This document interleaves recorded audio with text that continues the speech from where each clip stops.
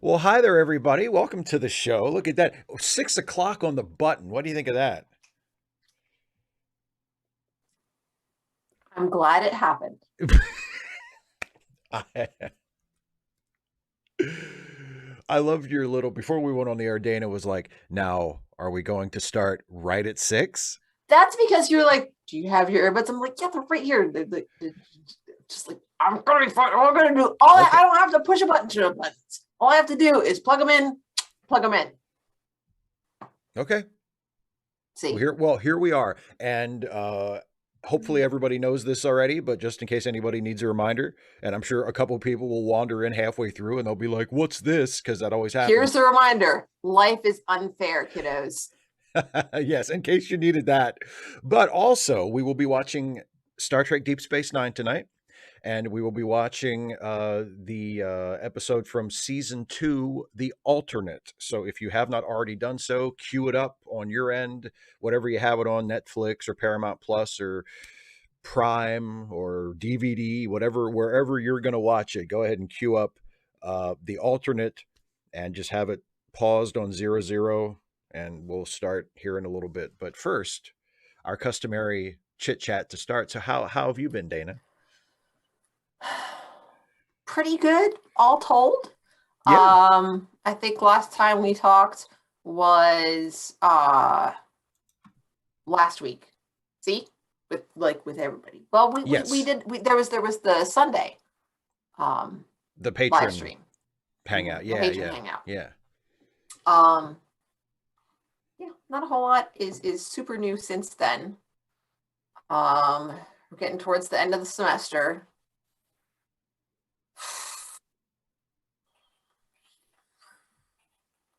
Oh, I did. I got my boot. Yes. That's new. I got my boot on Monday. I can't walk on it. It's not it. I think it can be walked on, but I am not supposed to put any weight on my foot yet, and I think I'll have 4 weeks. Doctor said 4 weeks, and then I have another checkup, and then they'll see if I can start therapy and walking and such. Um, and then the boot is plastic and big, and they said in 2 weeks I can sleep with it off. Let me tell you, Oh, the splint was easier for sleeping because it was padded like outside as well as inside. So that was that was nice. I've got this big plastic thing on my foot, and it's kind of difficult to sleep with it on. I'm just gonna yeah. have to endure it for 2 weeks. So it is what it is. Um, and yeah, that's the foot thing. That's the big news. But it's very exciting that there is positive progress because Yes, I know yes. before you're yeah. Alas, the doctor did not say it's a miracle. You're completely healed. Didn't happen, but he did say this is exactly what we're hoping to see. Like, okay, I can take Yeah. that. It's much better than the phrase I've heard before, which is, "Well, this isn't the news we wanted." Don't like that. We're That's not gonna good. That's not we're good. gonna have to take the foot off. Well, no, I mean that was that was the sentence that came Yeah, the before. the cancer Are you sitting diagnosis. down? You Yeah, you yeah. might you might want to sit down, and then it's cancer. So, not great news. Not well. I mean, as good news as possible. Considering the situation that already occurred, that already was in existence. Yes. By the way, I don't. I think you sound okay, but 255 AD reminded me to have Ah, to make sure that that's you right, have the because right mic I set. shot some videos Yeah. and Well, and also I think microphone. It says Blue Snowball. okay, okay, then you're okay. I mean, I just you sound fine, but just to double check, 255 Yeah, well, AD you're mentioned. biased. I mean, technically, you sound good. I can hear you. Your volume is good. Um, yeah, exactly. Just another broke nerd. We need Star Trek medical technology where they just wave a flashlight at your bone and it just knits back together and you're fine. Like that. That's what you need. You need one of those Dr. Crusher flashlights that she just waves at you and, You know what? good to go.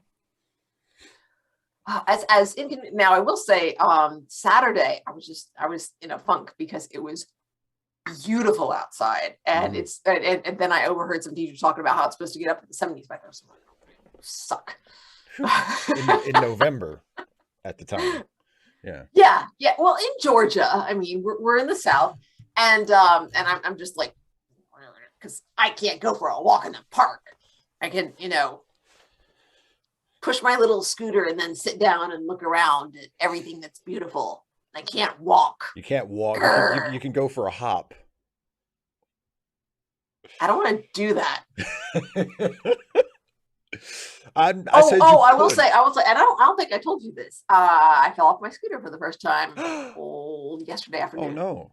I mean, obviously Yeah. it wasn't that big of a deal because I didn't hear about it, but what was Everybody was really terrified.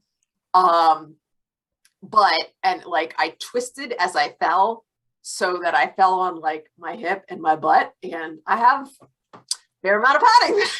So it was okay. But like the scooter is like metal and we have wood floors. So it was like crash, and everyone's like, oh God. Oh my fucking God. Yeah. So Kemp Chalmers in the northwest corner near Chattanooga, where our House of Representatives representative is not yeah. Shares initials with a popular card game. Yeah. That people who are fans of that card game would love to take back for themselves. Yeah. Oh golly. Oh golly. Oh. Well, see, 255 AD, if they did that, then presumably they'd give me a prosthetic and I'd already be getting therapy. David C. Jake, probably the Tusk. You remember that episode, right? No. The guy who was like O'Brien's buddy for the episode, the alien guy, who was like being hunted by other aliens, it was back in season 1. It was one of the first episodes. Oh yeah, I remember that. Tusk. Yeah, and that's what it means, like the blah blah blah, the glory of being the hunted one. Yeah, sure. Yeah, exactly. Yeah. Like, Homer talked about that when because Achilles was told that he could either go to war and he'd die, but everybody would always remember him, or he could avoid going to war and he would live a happy and long life, but nobody would remember his name. And so he chose to go to war and he died, and and now he's Achilles. Remember him now. We still talk about him.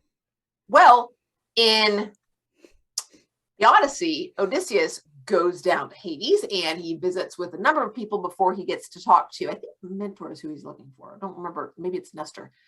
Anyway, he's looking for somebody. It ain't Achilles, but he gets to talk to, chat with Achilles. And Achilles says, I picked the wrong one. This sucks. I'd rather not be dead. This sucks.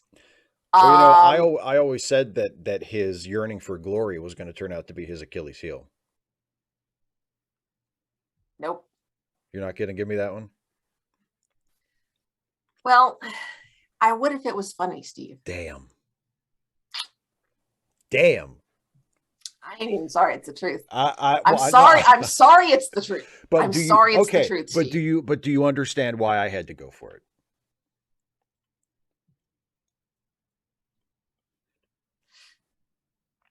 You're thinking about this way too long. This is not a good sign. It's not. You're like really. You're contemplating like a much more involved response than I was hoping for. Let me just say yes. Although it may not be for the same reason that you're thinking it is. Okay, then. Because you apparently can't recognize when it's not going to work. Sorry. Or maybe we just have a difference of opinion. So there's that. I don't. Can you like find GIFs and just like put them up into the stream? Because like the one where Bart takes the cake and the cake says, "At least you tried," and Bart takes it away and throws it in the trash. That's this. Thank you, Corey. Corey appreciated it as a dad joke. And I'm not even a dad. That's how good I am. For certain values of good. Thank you. I'm glad we agree. Mm. See, and you said we agree about the values. And you said you weren't going to give it to me. Mm. Um, anyway, Winged worm, winged worm. There. No, I don't know if no news is good news. I'm hoping it is, but um, winged worm. No, no, no. I'm way better than that. I'm so much better than that. What? So I'm gathering my forces. Strengthening for the challenge. Yes. Fortunately, I had an inkling that some of the discussion had 255 AD. No, I would not agree with that. Get to wine a little bit. I was like, okay, so this is an activity in which we deal with some of the topics that people are talking about. And it does not, like, it's a survey and it asks students what they think. And then later on, we discuss the results, but they're all like, the students don't know what other students have said on the survey unless they decide to tell everybody, which, you know, hey, that's their choice. And so I was like, let's just check. Like, we don't have to submit we have to submit our lesson plans just so that they know that we have them, but they're not like, they don't require prior approval or anything. Now, major materials such as movies or like books do have to be approved. So short stories, essays, YouTube clips, things like that do not require prior approval. But, you know, if there's something dodgy, like, you know, if you're worried about, concerned, always good idea to just to make sure you're covered. First. Yeah. Administrators do not like surprises. So they don't like being put in the position of a parent saying, how could you allow this? And they have no idea what the parent's talking about. They don't, I think that's generally true of people in positions of, let's say, responsibility. They don't like being held responsible for something that they know nothing about. Right. That kind of sucks. So I kind of get that. So I went to, we have at our school, it's based on its size. We have we have the principal and then 3 assistant principals. And of these 4 administrators, each group, and they rotate through, does staff evaluations and goes to the department meetings for different departments. And so, like, last year we had this one assistant principal. This year we have a different assistant principal as our go-to person. And the principal is just one of those 4, even though that the principal is like the principal. So anyway, back at the beginning of the school year, gosh, it may have even been during pre-planning, I said, look, given things that have been, you know, in the news over the summer, I went back and I revisited this. I didn't like take things out. It's still like the same books that have previously been approved. But I went through this and made sure I double checked the wording of it, that it's not leaning one way or the other, you know, that it's not leading students to pick a certain answer. Just another broke nerd. Yes, our departments have department heads. They're kind of in between. They still teach. They don't really have, like, it's not a half and half role, which I would love to see. They still teach a full course load. They have additional responsibilities on top of that, but they get like a stipend in addition to like their regular pay. So long story short, you got this. You showed. I ran it by. I didn't get like approval, but I got feedback on it, and they said, you know, here's what you're trying to do with it. Anyway, a parent expressed concern about it, and then I found out that there's been, as of this morning, I found out that there's been a 3rd parent who has expressed concern about this same assignment. So, well, you know what that is? That's probably the parents talking to each other. That is entirely possible. The first one probably talked to the second one and talked to the third one, like, we got to do something about this. You should complain too. That's exactly what that is. It may be. I have no way of knowing that for certain. I would say that's a So pretty good guess. If nobody's it's an complained about excellent it guess. before However, I now. got nothing to back it up, and I'm not I'm going to not, make yeah. No, accusations. you're not Yeah. saying that. I'm saying that. You're not saying that. Mm. I'm saying that Well, that's obviously you what's don't know happened. that for certain, Steve. I would bet money on it. How much? Are you telling? Okay, within a No, matter I'm of just asking. days, I would love to know a, how certain you a, are. a couple of $1,000. Really? I'm Dang. positive. I'm positive. Okay. Out of the blue, a parent complains about this assignment. You've been doing this assignment for years. Nobody's ever said boo about it. One parent complains out of nowhere, and then all of a sudden, within like a week, two more parents complain. Come on. No, no, no, no, no. Well, yeah. Nope, we are not within a week because the first Was it before Thanksgiving? the first discussion, yeah, was before, it was Okay, the but Friday before, the within Friday a before very Thanksgiving, short and period. now it's more than a week Well, later. then they talked over Thanksgiving break, is what happened. It's entirely Yes, possible. can't buy him a degenerate gambler. You got me pegged, buddy. I mean, that's exactly me. But yeah, I'm positive that's what happened. So, so I've sort of sent out a request for, sources, because there's been a lot of discussion about books that have been challenged, but this is not a challenge to either of the books that we're using. Oh, also bonus, we have 2 books that we're using, so students can choose which of these 2 memoirs they're going to read. So if they object to one, they can just read the other one. And I've had students do that before. They'd be like, what? I said, okay, there was like 2 years ago, I think I said, get in your groups, talk about it, and then as a group decide which one together you want to read, so you're with your friends. And then I had one person who was like in a group with their friends all want to read this book, and that person's like, well, I don't want to read about those kind of people. And I was just like, oh, okay, then you can read the other book, and you'll just, which of these other groups would you like to join? But that caught me off guard, and since then I've done it the other way. Pick your book, I put you in groups. Yeah. Especially here at the end of the semester when they're just like, everybody's so done. I have some of them that just like, literally, I talked to them today and I'm like, I talked to the student yesterday and, talked about where the grade is, the fact that the student is failing. And if you like, you're sitting right here. I can see your computer screen. I can see that you're like not doing the work. I can see that. You're part of the reason you're right there is because you're failing.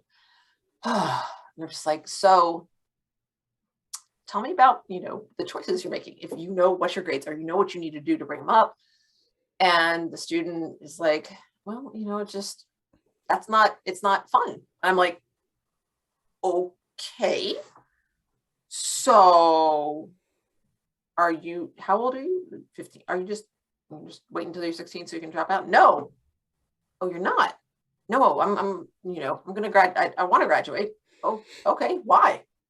Because I don't want to be a bum. It's like, oh, interesting. It's like, huh. So we had some conversations about, I said, what's going to happen after school? And the student said they want to work in construction, and which doesn't necessarily require a high school diploma. Yeah. And I was like, okay, so are you just, is that your plan? He's like, and doesn't the students like don't want to drop out because they don't want to be a bum? It's like, huh, okay, that's interesting. Like, well, you can pass. I'm confident in your abilities, but if you don't do the work, you won't pass. Yeah. Okay, sure thing. We get along great. The student is not sullen, disrespectful. Usually doesn't cause too much of a distraction, cuts up a little bit, and then just a little bit of compliance, really, and then back to, doodling around. Yeah. I'm just now the one thing I'm thinking is that, last year was like COVID central, and that was these are sophomores, so that was their first year in high school. So a lot of students, and then of course before that was middle school, so a lot of them are used to social promotion, and they might just need to experience, okay, so this is what it's like to fail a class. I had that happen. That didn't happen to me until like college, but I had that happen, and it's not the end of the world. No, you of just course take not. class again. Yeah. It's Because not a big especially deal at since all. we're on semesters, they can, they can retake the class next semester. They essentially lose one of their electives, one of their fun classes. Yeah. Yeah, but just another broke nerd. You get paid in actual money, not just like money that you can buy things with, not just like things on your permanent record that nobody really cares about. Let's be honest. So, Winged worm, by the way, that's pretty much exactly what I'm thinking. Yes. That one parent complained and talked to other parents about it and got the other parents worked up about it. And if they had not talked to that first parent, they probably would not have complained or even known about it. Would so not have anyway, I even known to also complain. I popped in and talked to the principal this morning and said, do we actually, are we meeting Thursday after school? Maybe. Still not really sure, but I'm planning to stay after theoretically. One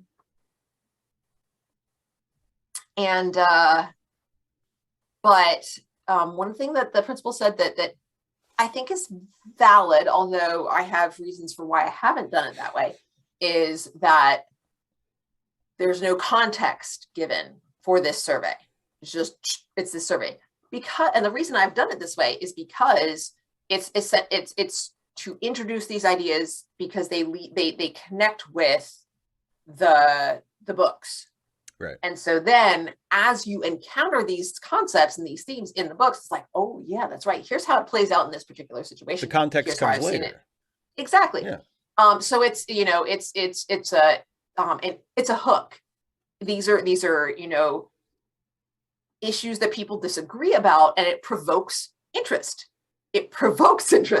Unfortunately, provoking maybe in the current milieu not great, but the principal suggested something that might be helpful would be to just go not use it as a hook and provide the context. Say, this is going to be something that we're going to discuss. The objective here is to see how this plays out in these two different memoirs, and we're going to talk about them. You're going to be talking to somebody who's read a different book. We'll talk about them in groups. We'll work together to understand the book we're reading, and then when we talk about it, we'll be explaining our book to somebody, to the other groups. Yeah. And we're going to talk about these concepts as they apply to either book, and as we've seen them in our own lives. And so, providing that context gives, and specifically that we're going to be demonstrating skills in expressing disagreement in a way that is not just polite, but also encourages understanding. That's really what I want to focus on, listening to understand, not just to respond. And we've done some of that already as they talk about their independent reading books, as they respond to the summaries that other people have written about their books. You're supposed to show your understanding of what they've written, not like the official summary that's printed on the back of the book, but like what they've said. Yeah. Show your understanding and how you respond to that. So, yeah. And by the way, Black Cover 95 asked, now that YouTube hides dislikes on all videos, will I be showing my number of likes again? I'm not really sure. I've thought about experimenting with showing the likes on a couple of videos, just to see if it makes any difference in how many views I get or how much engagement I get. I mean, if it really doesn't make a difference either way, then I probably will just leave things as they are. But we'll if I remember, I'll start to sort of, the next couple of videos I post, maybe I'll, turn the likes back on and see if it makes any difference at all. Because honestly, that's all I care about. Like, I'm not really that invested in people, knowing how many likes the video gets. I don't feel like people are entitled to that, and I don't really give a shit personally. But we'll see. Yeah. So, it's hard for me to say. I mean, I think I empathize with students who are failing, because I don't think I've made it into a YouTube video, but I have a blog post that's called The Myth of Laziness. Mm-hmm. And it's about how laziness isn't a thing. You had time to don't tell me you didn't have time to do the work. You had the same amount of time that everybody else had. It's just you spent it doing other things, and those other things had more importance to you. Right. And that's, okay, own your choices. Right. you chose to go to your job. You chose to babysit your younger siblings. You chose to go to you're on the basketball team and you had like practice in a game, the playoffs, and you put that ahead of doing your work for English class. And then, you were tired and you couldn't concentrate in class. Okay, it happens. It's one of the reasons that one of my other relatively recent videos is why I don't take points off for late work. I don't. Yeah. And essentially they've got, I've told my students, look, you can give me your late work like next semester. I have students who like, show me their work for other classes on Facebook. That's great. I'd love to see what you're working on. I can't affect your grade in other classes. And if you give me your work next semester, not going to affect your grade for this class. You're going to see it. Grade their work for other classes and submit it to those teachers and say, actually, I think this was a B. Not a yeah. And I'm just, I'll let you know what I think. And I have students who ask me to do that, for, especially for like college and stuff. What am I working on with this? How do I make this into a thesis statement? Okay, here we go. Let's talk about this. So yeah, I enjoy doing that. Still haven't heard from Nurse Jordan. So I don't know. Maybe she was just being nice. The one who was at the yeah, who said IDK. Yeah. So yeah. So I empathize. So, but what I've told them is they've got till this coming Friday. I will guarantee that I can get it graded. After that, I'll get it graded if I can. And if I can't, I will grade things in the order in which they came in as far as late work. On time work, it's first, then late work in the order in which it comes in. And if I can get it graded, I will. I'll keep trying until I'm out of time. And when I'm out of time, I stop. Makes sense to me. Yep. And students, I don't think I've ever had students push back on that, Well, because first of all, I don't take points off. And second, they understand that like, once I have to turn grades in, I have to turn grades in. That's not up to you. Yeah. Well, and also, like if anybody ever did complain about it too much, you could always hit them with, well, I'm sorry. Do your other teachers do this for you? Like, do you have other teachers that accept late work basically, without a deadline and don't take points off? Because if you don't, then maybe you should just shut up. Well, and be grateful for what I'm doing for you. It's not really relevant to me what other teachers do or don't do, because I'm not them. That's not my class. This is my class. Here's what I'm doing. Here's why I'm doing it. If you disagree with any of that, let's talk. Okay. Or just eat shit. I really want to start the episode. Why you don't think the Iliad is unadaptable?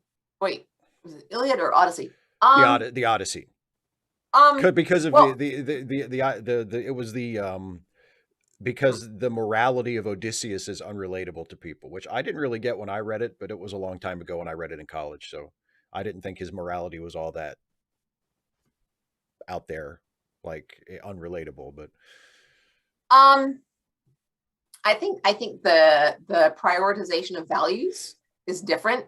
I think some of it is the whole, he sleeps around and that's fine. But, Penelope, part of her thing is that, she is faithful Penelope, right. Well, but that's a cultural thing that you can correct for as the reader.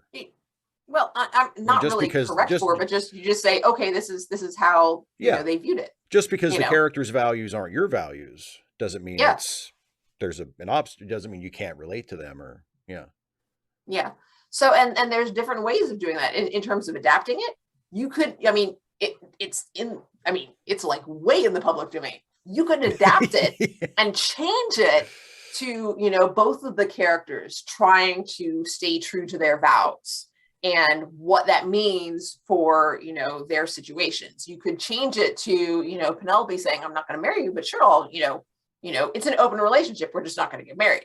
Or whatever. You can, sure, adapt it. Adapting means changing. Go for it. Yeah. Do whatever exactly. Or you can just, you can put it into a play or a movie and you can just play it straight and just, make it clear that this is, historical fiction. It's not history, but it's historical fiction. And, also it's just a very different culture. They have different values. End of story. So either way, it works.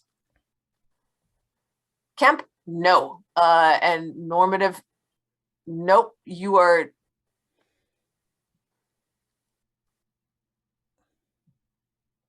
I think the problem I have with lazy is that it's a value judgment. Yeah, yeah. Choosing It's saying something about the character of a person, which I don't think is fair. I mean, choosing to do something, you are prioritizing something that you are prioritizing easiness and fun. There's not like, have you not heard all the discussion about mental health this year? Like, you are not doing something difficult because it's difficult and it's not fun, and that's that's a valid choice. That's that doesn't make you a bad person. It's not a personal failing. It's saying, okay, I don't want to do the hard thing, and I'm gonna, I'm just gonna, I don't have to do the hard thing. yeah.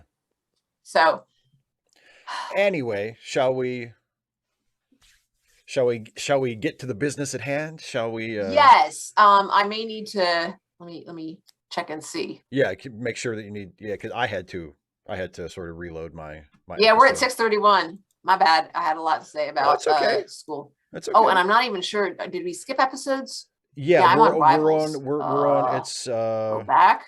it's Nope, that's episode not what I want. 12. It's episode 12 of season 2, the alternate. No, seven seasons. Episode season 2. Blah blah blah blah blah blah blah blah blah blah blah blah. More rival. Here we go. The alternate. You got it. All right. Yeah. All right. I said pause. Hang on. Did you not hear the space bar clicking? I heard it. I heard it. Netflix is without excuse. No excuse, Netflix. All right. Okay. And yeah, Caitlin, Rival. I actually kind of like Rivals, but I decided at the beginning of when we started into season 2 that I didn't want to watch every single episode, and you got to skip some. You know what I mean? You decided you were willing to skip some of the episodes. Yeah. You wanted to watch them all, didn't you? See? Of course I did. Deep Space Nine is my favorite Star Trek show. I would watch every single episode.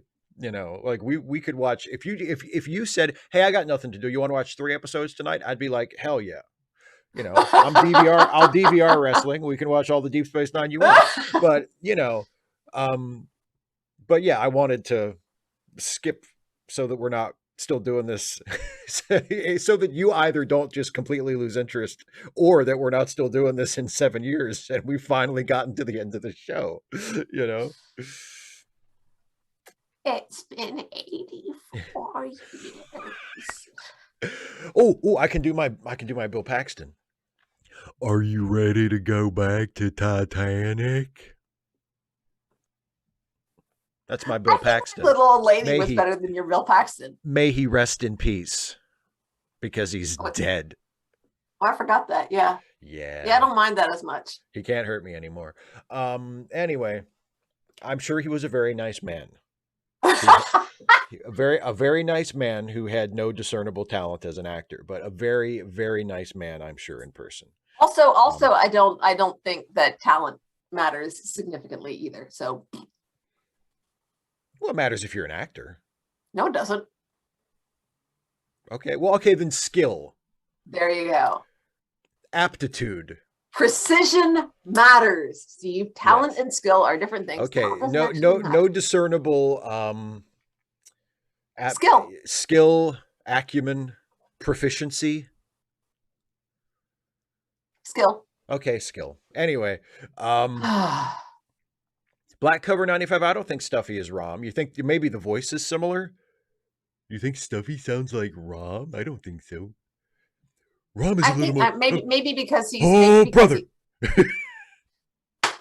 Maybe because he's very trusting. Maybe. I'm sorry. Okay, count us in, Steve. Yes, Steve's going to do the thing where he says 3, 2, 1, go, and then 3, 2, 1, stop when we're going to stop. Yeah, I'm sorry. Because I have to go. I have to be done in 90 minutes too because wrestling starts. Wrestling. In fact, less than 90 minutes. Less than 90 minutes. Okay, so let's get moving. I will count us in from 3. We will watch. We'll probably maybe pause in the middle if people need to stop and catch up, but otherwise we'll just watch through the commercial breaks for the most part. So here we go. Okay. Counting down from 3 to watch Deep Space Nine, the alternate. In 3, 2, 1, play. CLO 66, I disagree. And Kemp, I disagree that laziness is a flaw.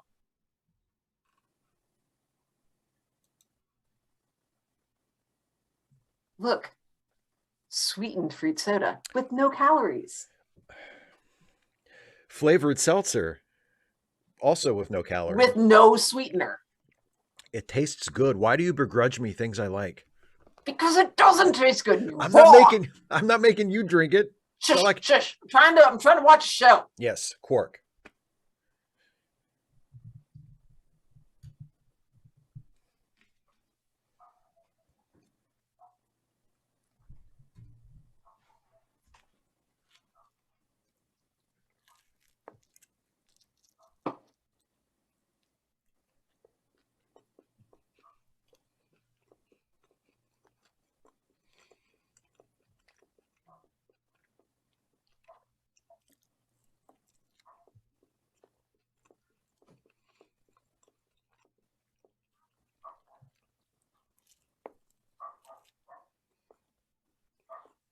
Irresistible? How irresistible?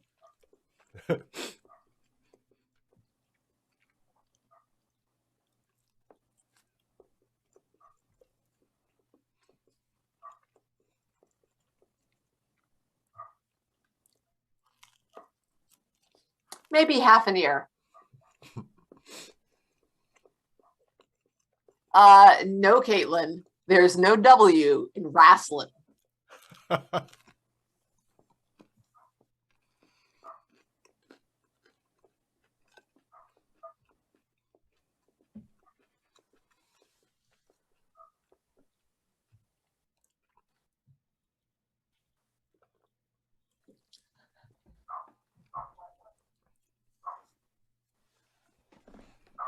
Don't you trust the Ferengi? No. I know, right? Come on, Odo. Would I try to screw you?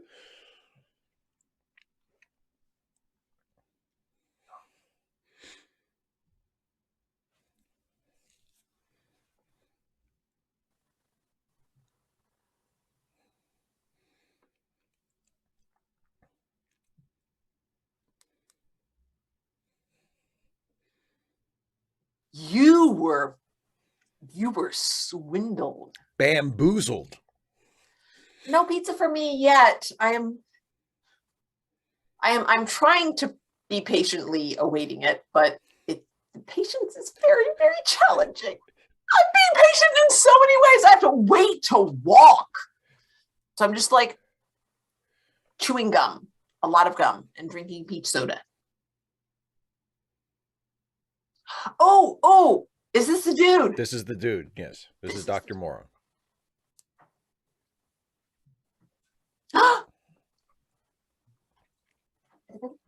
The table? Pizza? Yeah. Can I have another soda, please? We're watching. No caffeine, please. We're watching the one where Odo meets the guy, the scientist.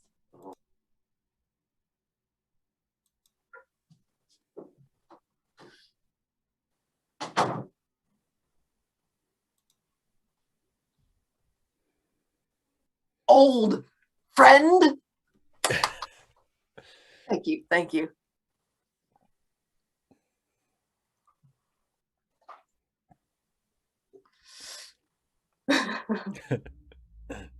Ah!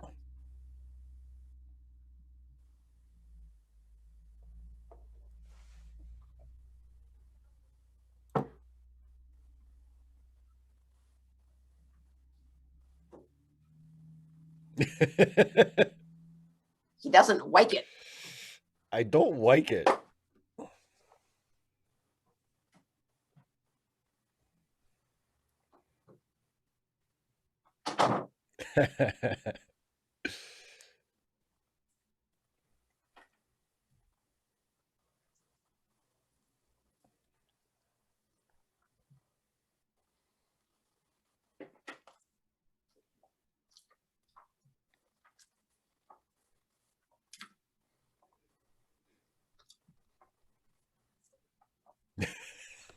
I can't make the word. They're already one syllable, dude. As much as I want to.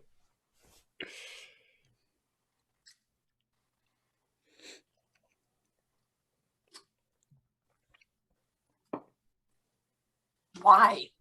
Oh no, if you don't want to talk to him, just like you don't owe him nothing. Just kill him. You're a cop. You can cover it up.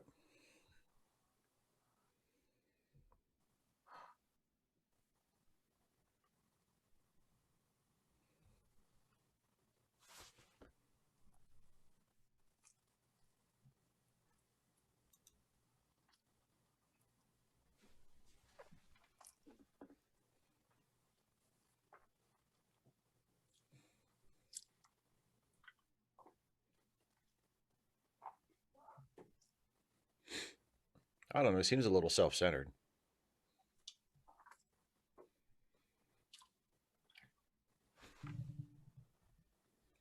And now some relaxing opening credits.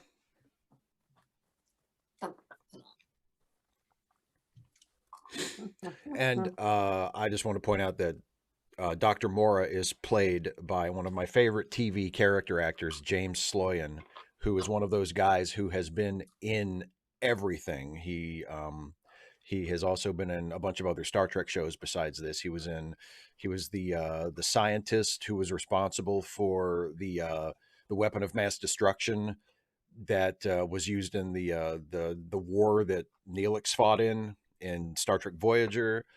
He was the Romulan um, admiral who defected in the TNG episode, The Defector.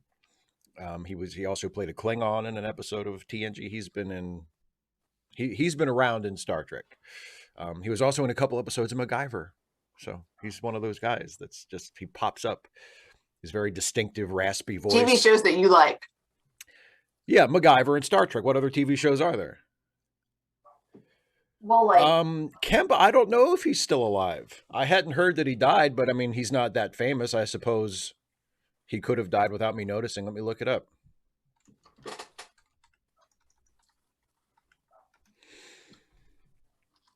He is still Black alive. Cover 95, by the way, never around here. He is still alive. He is 81.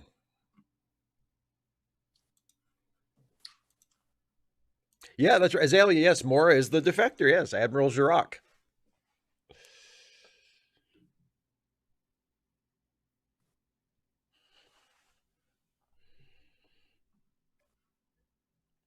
And now, our story.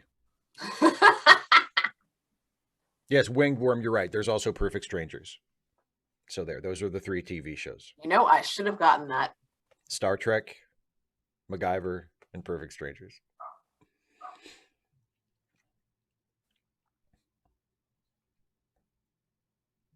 Uh, 255 AD. Annoying him, certainly.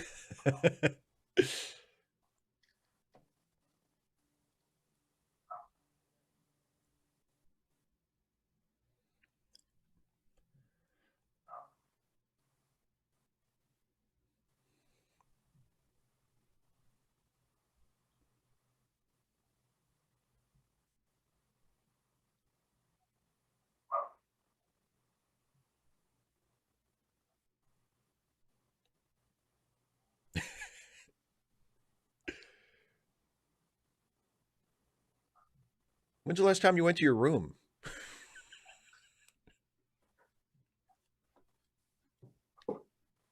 Oh no, that's bad parenting. You were looking away. You missed his amazing smile when he said, "Yes, it does."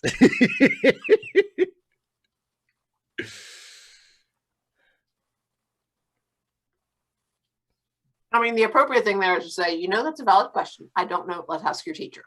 But unfortunately, that would mean that there would be like teaching stuff in the episode, and Yeah, I'd be and like, that wouldn't be good for you. Yeah. no, no.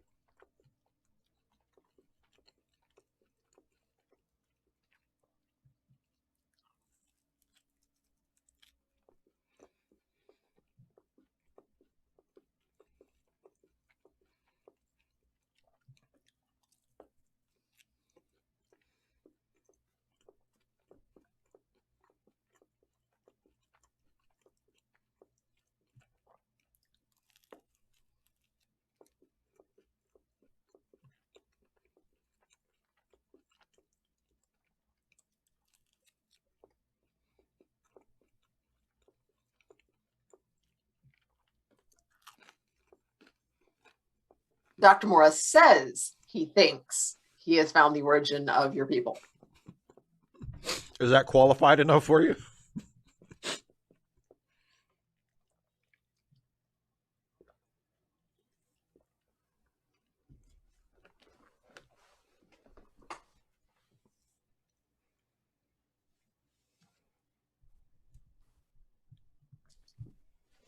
I still haven't.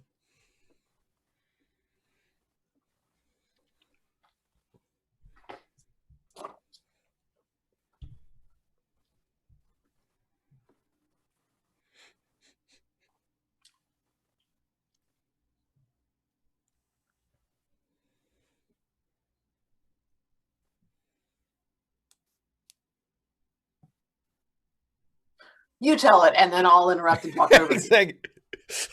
Oh boy. Yeah, I just like just interrupt him. Be like, look, you asked me to tell the story. What exactly do you want?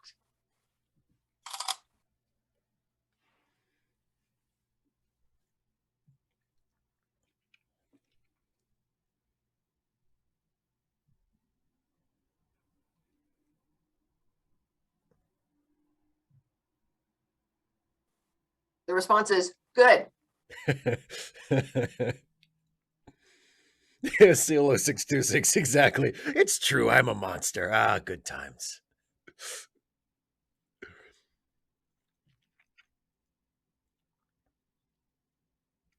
Thanks, whoever you are.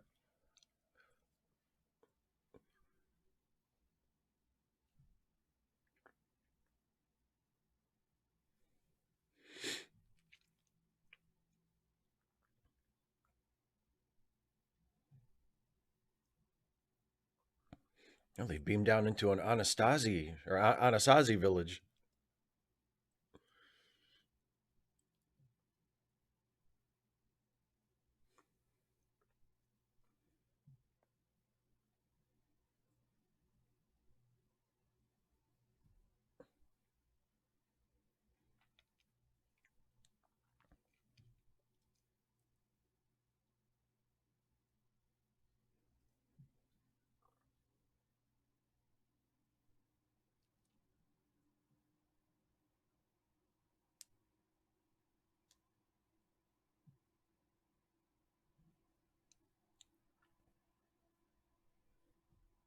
Oh, the red shirt's name is Dr. Well.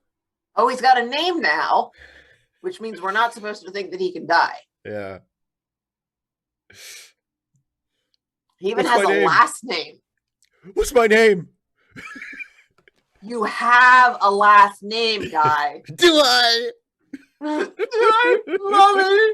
mommy, are we there yet?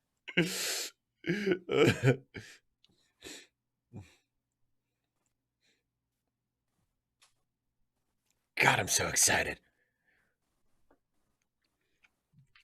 Rambling Johnny, that's a good point.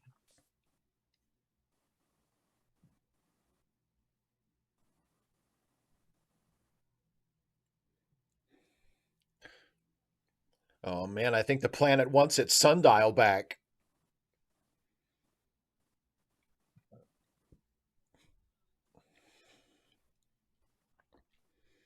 255 AD, yes, they were.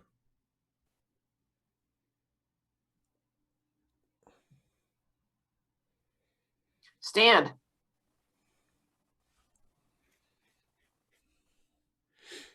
Try to breathe that in as much as possible.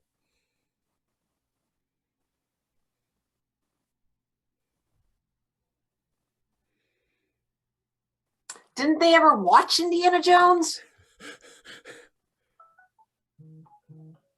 Took you long enough.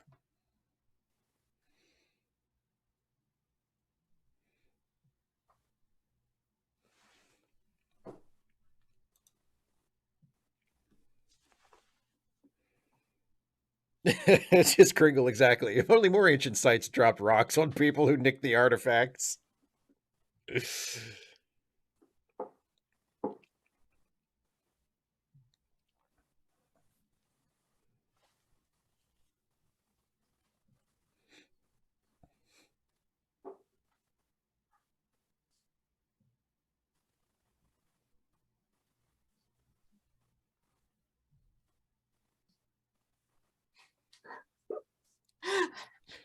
Exactly, Black Sarah. cover 95. Is there air? Can you breathe? You don't know. You don't know. Seems okay.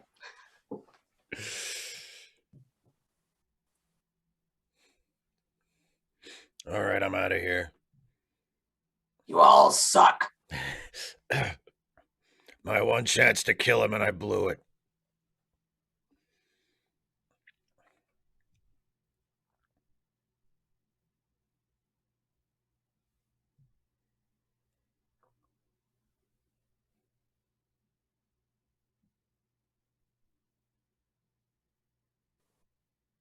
You don't say that. You never say that. I know how you feel. Never say that. Never say that, folks. That's a bad thing to say.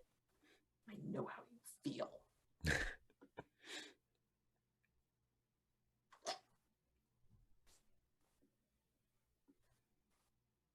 He just likes my hairstyle. Truth be told, he stole it from me.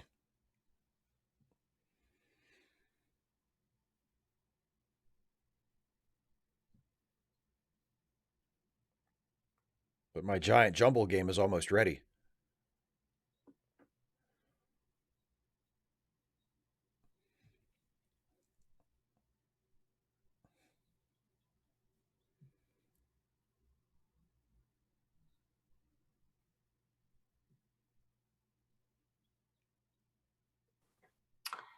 Black cover 95. That's not relating. That's assuming. You don't know how someone else feels. You don't necessarily understand. Even if you've had the same experience, it's your experience, not theirs. The phrase that I think is much healthier is "I believe you." That's my go-to. I believe you.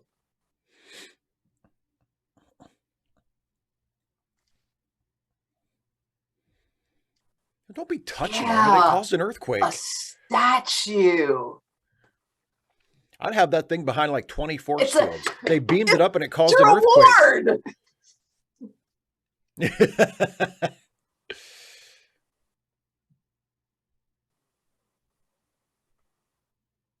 Cisco sleeps above the covers.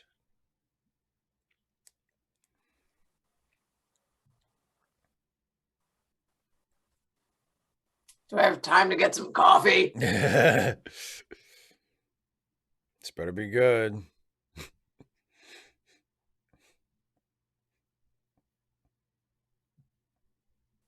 Aw, David, thanks. Azalea, yeah, that's fair. Nice qualifiers. Dun dun dun! You can hear it in the music. They're building up to that. Black cover 95, exactly. That obelisk could be covered with space COVID. You don't know. It could be an ominous obelisk. It could be. I would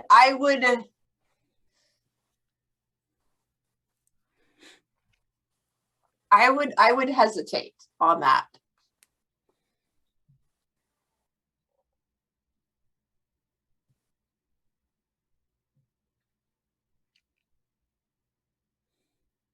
Don't forget how dumb our computer is. 2 to 5 AD, we'll take a break next commercial.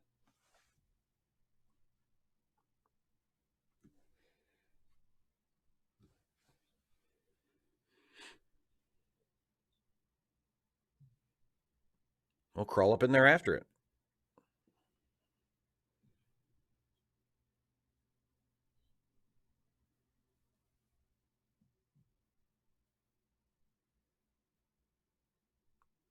Why do hospital gowns not close in the back in the 24th century?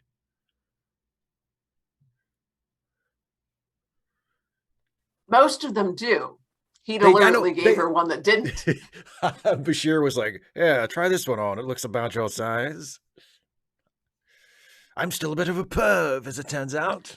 Turn around, let's make sure. Oh, yes. Oh, yes, just let me tie that one for you. Yeah. I'd say I'm sorry, Rambling Johnny, but I'm not. Sarah, yes, from season one, we know that their computer does have an electric puppy living in it. It's never mentioned ever again, but it's there, I guess.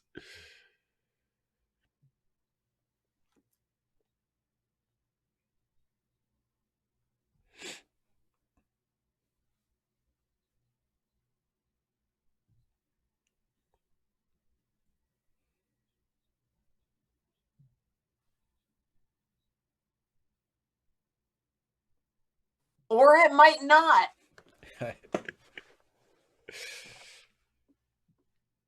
All right, I'm going to go.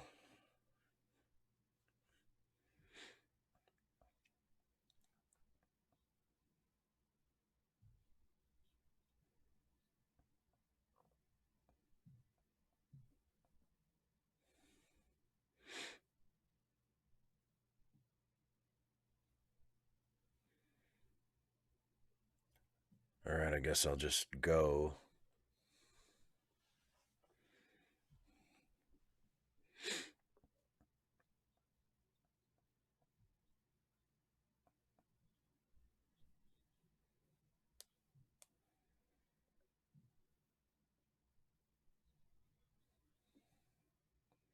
I love that O'Brien just doesn't send a grunt in here to do this. The chief of operations of the station is crawling through the fucking maintenance tubes. Ducts. Why is it always ducts?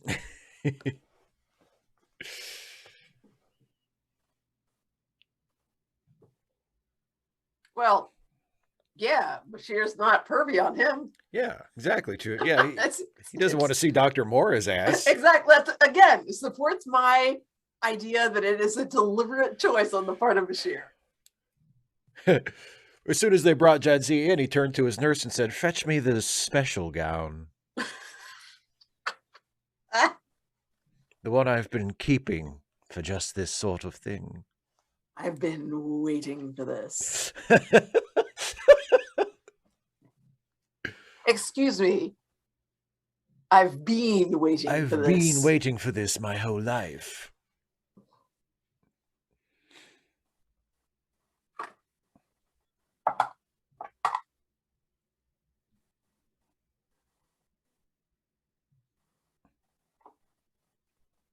It sounds like the Wichita lineman really is still sounds on like the you line. can't describe it. It almost sounds like you can't describe it. No.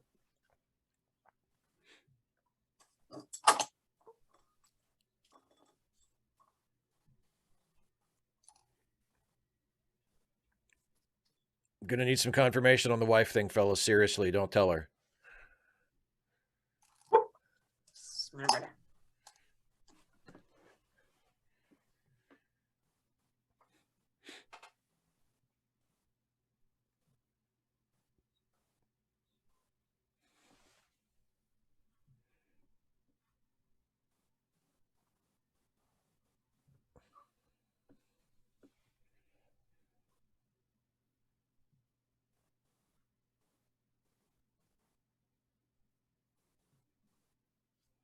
It's applesauce. Get some pork chops with his applesauce. Cinnamon.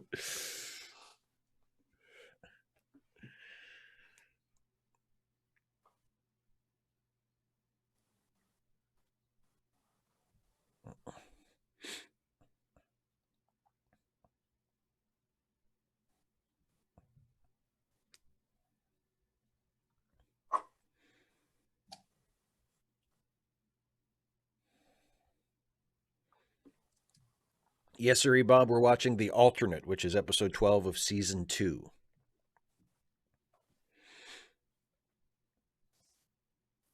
I'll go wake him up.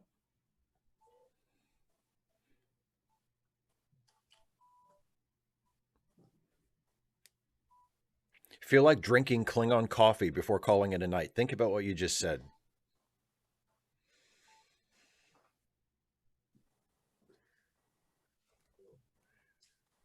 Oh, don't you want to take the gown with you? I know exactly what you're up to.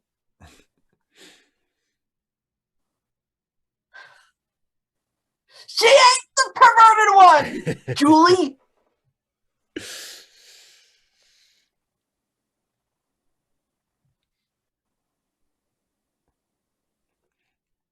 Well, let me go investigate the mysterious noise. Oh, did he say he'll be right back? Please tell me he said he'll be right back.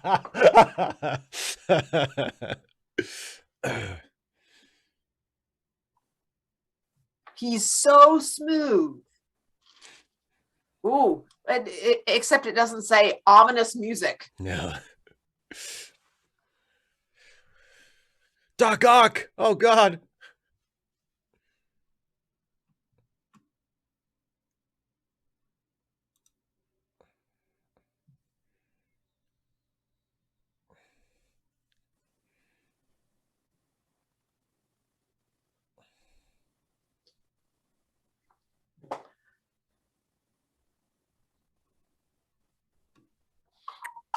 Okay. Dun, dun, dun. 3, 2, 1, pause. So we'll just take a little break here, give people a chance to catch up and resync. I am paused at 18:53 remaining on Netflix. So if anybody needs to sync back up with me, 18:53 remaining is where I'm at. I will put the time code up on Radical Bacon. Yeah, here. I belatedly came up with the idea of calling him Jules, but the diminutive Julie came first. Julie. Julie. Yeah. Judge, you're so pretty today. 255 AD, do you mean the monster, the tentacle monster? I think that was probably CGI, yeah. Maybe the tentacle wasn't, that was actually on his neck. I think maybe that was a practical effect, but I'm not positive. But I think it was probably mostly CGI, yeah. It looks like it. It's not a terribly convincing effect, I must say. What? Steve. It's kind of a Babylon 5 level effect, if you know what I'm saying. Ooh, them's fighting words, I think. Yeah, most Babylon 5 super fans would admit that the special effects are the weak point of the show. I mean, you're there for the writing mostly and the acting, not so much the special effects. So 255 AD, I misunderstood at first. I was like, wait, popped like a big balloon or something? Whoops, I missed that part. I didn't think I was like that out of it or anything. He's an ass. No surprise. What? Yeah. He's an asshole.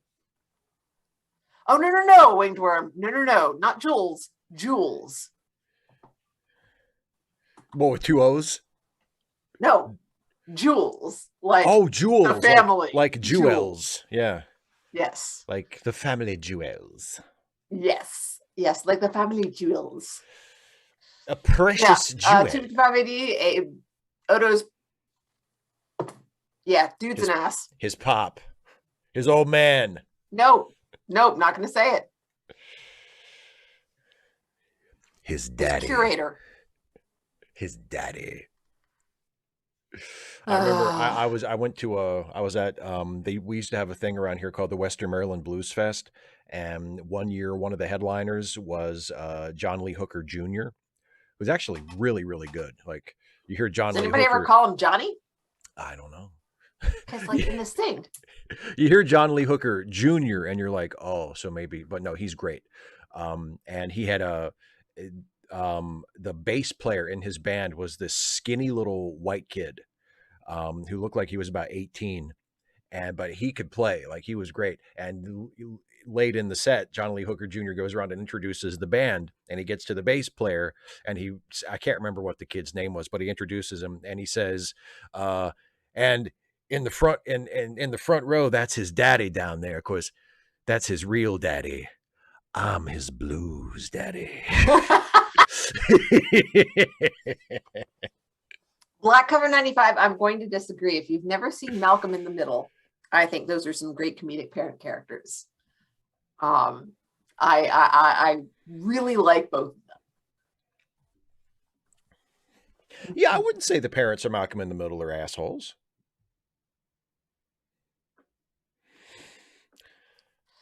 Yep. I really, I don't think I watched the later seasons. I really, really liked it early on. It's probably one of my favorite shows, actually. I watched it a little bit, but I could never really get into it. Well, of course, his friend in the wheelchair, the friend's mom was the teacher, and just, I mean, that's still one of our lines, except I don't do that anymore, where she says, that she's, she's giving them an art project, and she says, please take care of this, whatever they're using. I think it's the pile of fruit that they're using as the model for their art. She says, please take care of this because I bought it with my own money. My own money. Just like, oh, somebody talk to a teacher about this. Yeah, exactly. They were awful. No, and like Malcolm goes over to his mom when he gets that babysitting job, and he says, how much do you think they're going to pay me? You want to know how much? I'll tell you exactly how much they're going to pay you. Less than you're worth, and just enough to keep you crawling back for more. I'm like, yes, Mom, you tell them how it is. Capitalism sucks. And then the dad skating. Oh my word, that was hilarious. That was awesome. 255 AD wants me to do Forrest Gump as a Starfleet crewman. What should I say? How is that abusive? He asked his mom how much the babysitting job was going to pay him. She's like, it's going to suck, but you're still going to keep doing it because you like money. That's the way our society works. What? What's wrong? What's wrong with that?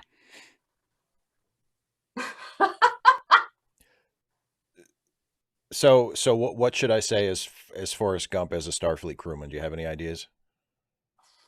No. What? Huh? What? Okay, you. 255 AD says it wants me to do Forrest Gump as a Starfleet crewman. So okay, you be Lieutenant Clifton from the Ensign's log, and I'll be Forrest Gump, the Starfleet crewman, reporting to you. Why is he reporting to me? Because he's a crewman. You're a lieutenant. Why is he? No. So what? What's he? I got it. You got it? Oh God. Lieutenant Clifton, sir. It's Crewman Gump. I'm down here at Cetacean Navigation, and the dolphins are going at it again. I can't get them to stop. Why do you need to get them to stop? They won't. I'm trying to clean the tank, and they won't stop doing it. Well, I'll make a note of it and come back on your next rotation. I feel I need to skim the pool. It's floating on top like slime. Well, they do need rest at some point. So when I see them exhausting themselves, I'll calm you. Okay. I'm Bye. sorry. Oh, they're really going at it too. They do everything. They do anal and oral and everything. Oh, they've done some things that you're just not aware of, I'm certain. I'm very naive. They're very intelligent creatures and incredibly creative. And I'm very naive sexually. So I'll take your word for it. Just ask Jenny. Bye. Dismissed. Okay. No, that went towards Miss Minchin there. I don't think Miss Minchin would have listened to that for that long.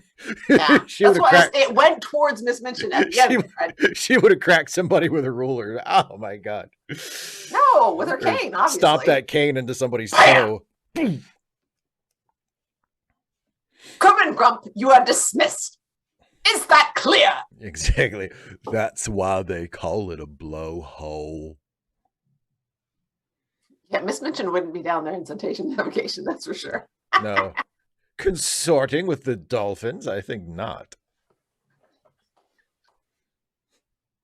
You could have been my understudy, Steve. Yeah, I feel like I really nailed you there. All right, well, we better get going. All right, here we go, everybody. So hopefully everybody's... need to get finished up because of wrestling. That's right. Everybody's synced back up. We're at 1853 remaining. So I'm going to take that off the screen and get ready to resume. And everybody get ready. I'll count us in from 3 and we'll finish this episode. Okay. Pressing play in 3, 2, 1, play. Slightly less ominous music. Yeah.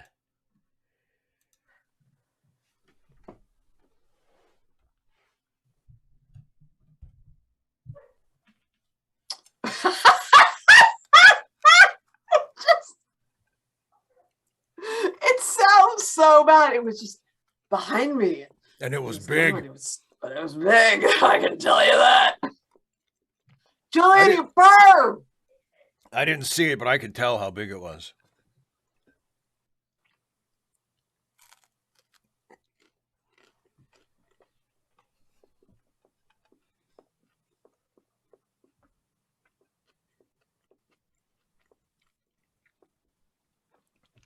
Yeah, it was big and it was pretty warm.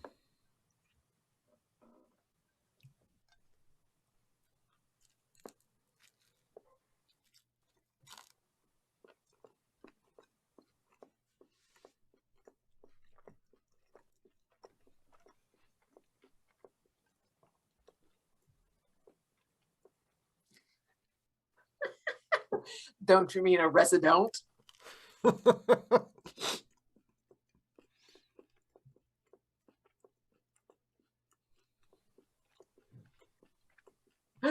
Quark's gonna object.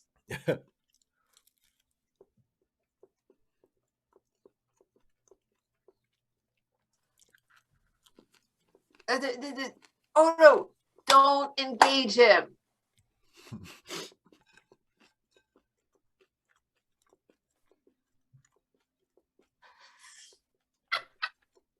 Oh, just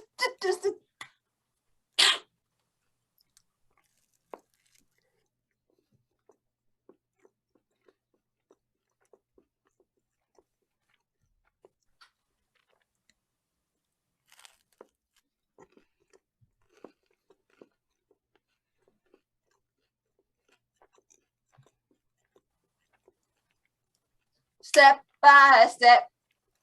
Yeah. Hey, baby. Sing that New Kids Gonna classic, get baby. to your girl.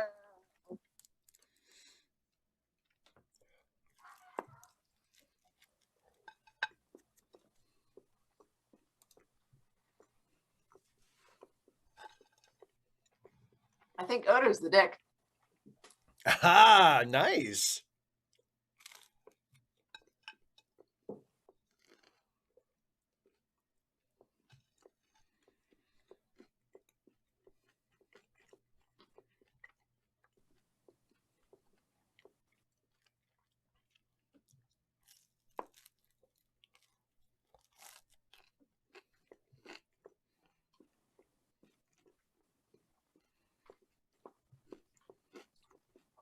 CLO 626, yes.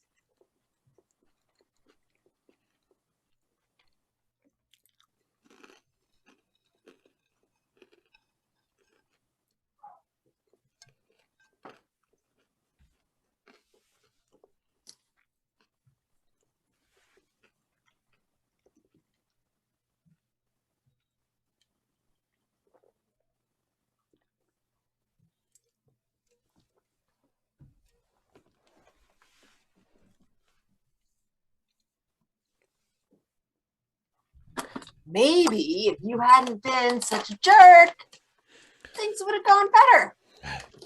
I used to think it was my fault, but no, that couldn't be.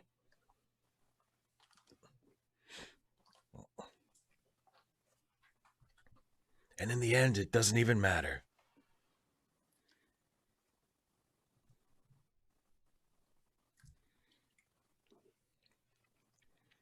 According to you.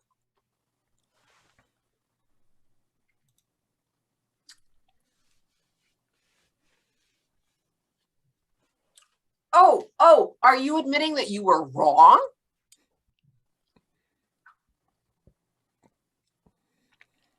Yeah, I don't think he's coming back. Thank God. Could you get out of my way, please? Just keep away from me. Personal space.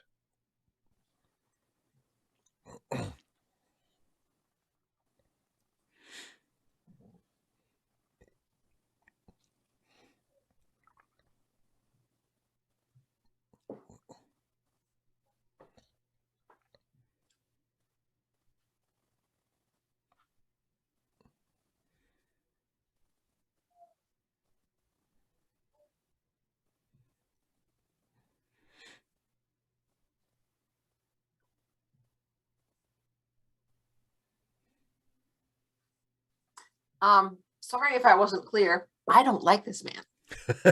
What are you trying to say? Remember what I said earlier about one syllable words, Steve? Jonathan, yeah, that 4-3 ratio resulted in some very crowded shots for most of the history of television. That's where everybody had to stand so close together because you had the.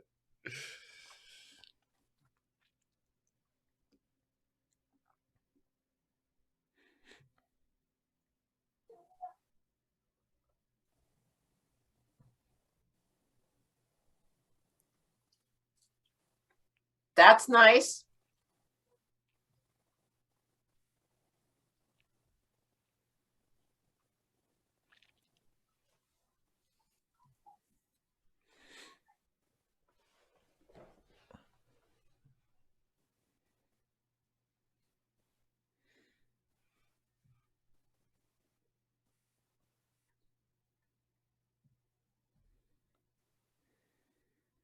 But I was so careful. I thought I cleaned up after myself.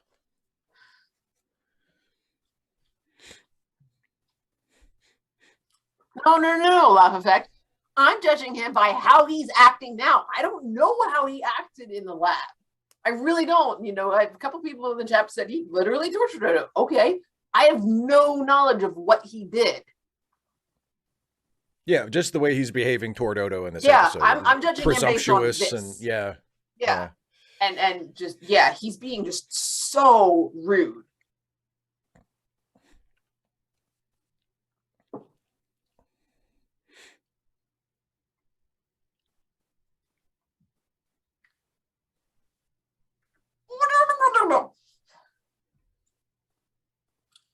Oh my goodness gracious, stop talking to this man, please, for the love of God. Slap him across the face. Oh, for goodness sakes.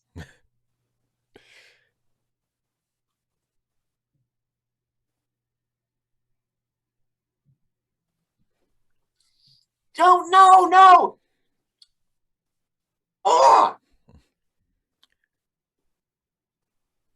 Seriously, I'm about to stop the episode. I'm so tired of this. Like, he needs a freaking throat punch at this. This is abuse. Seriously. Okay, well, they're just characters in a show, so.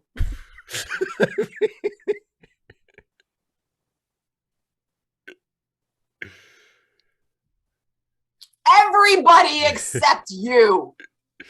I love that when he turns on him and says, "What makes you think I trust you?" I don't care. You suck.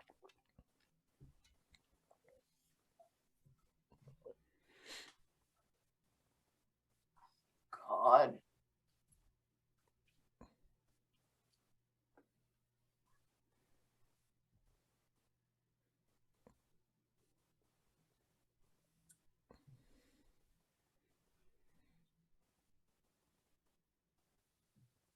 Seriously, this man needs to be strangled.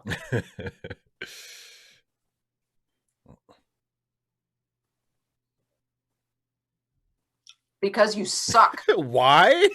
Seriously, dude?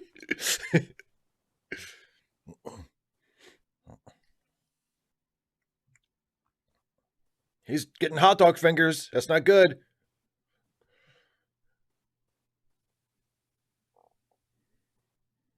Odo, if it was something I said.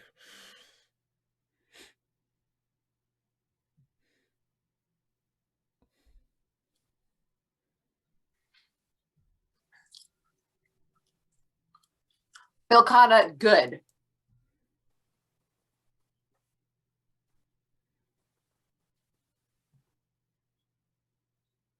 He's melting. What a world.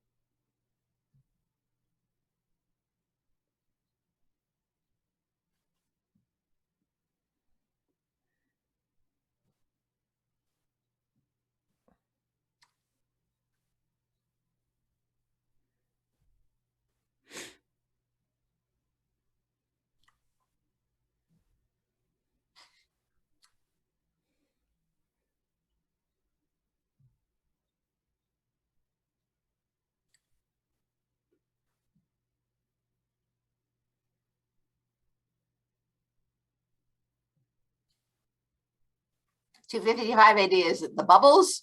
Or like, I didn't think I was chewing with my mouth open. But yeah, I do blow bubbles on my chewing gum.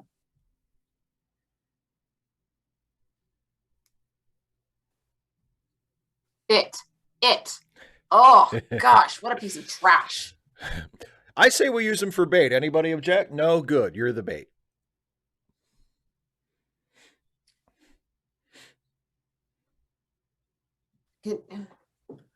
So does this go back? Please tell me this goes back to the beginning and the whole dismembering thing. Can he be like the trail pieces of him after we kill him and dismember him? Please.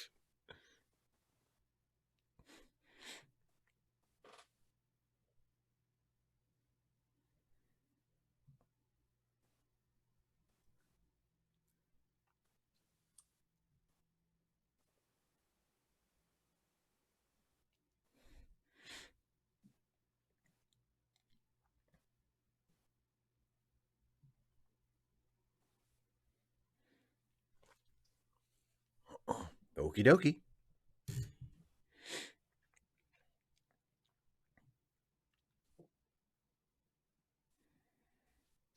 But if it's if this is another conscious sentient being in English, it is still a diminishing factor. You could say him or her, or they. Or they. Ugh.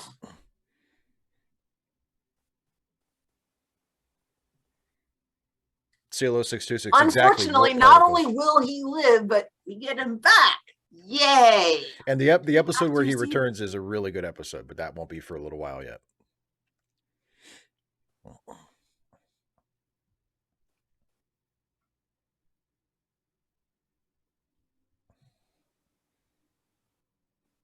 Oh.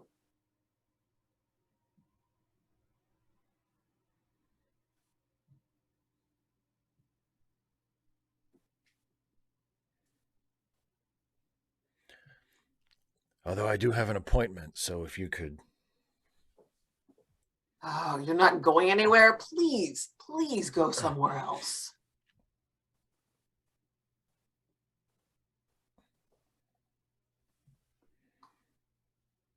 If this is the same sort of creature as Odo, if this is a variant on Odo, then if Odo is sentient, it stands to reason that the creature that is the same type of creature as Odo, or an offspring of Odo, would also be sentient.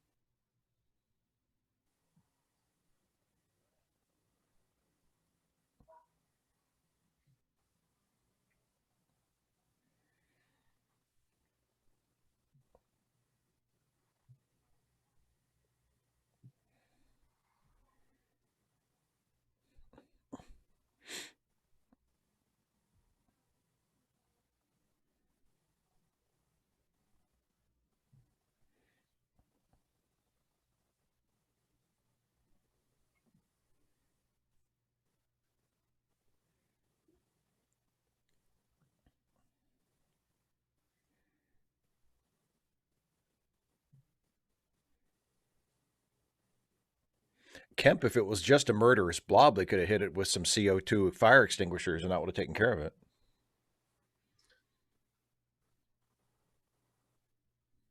I have nothing to say to you is the appropriate phrase. Can I get a towel for my face first?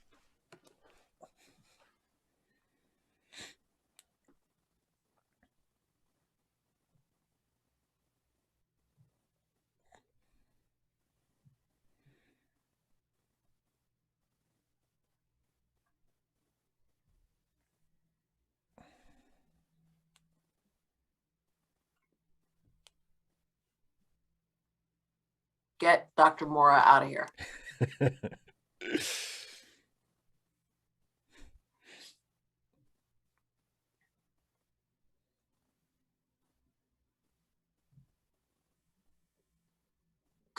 Thank you.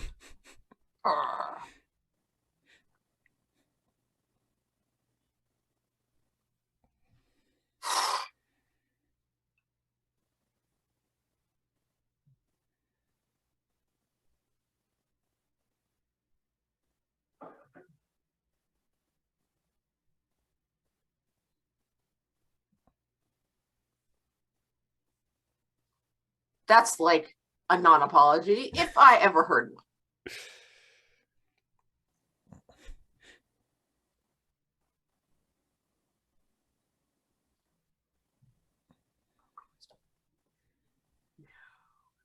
No. No.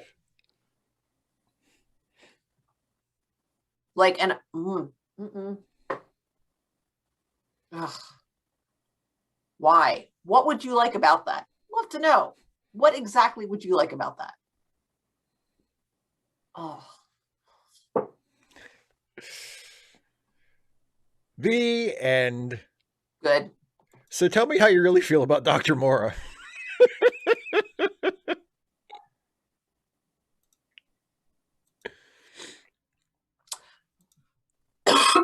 Well, let's just say this.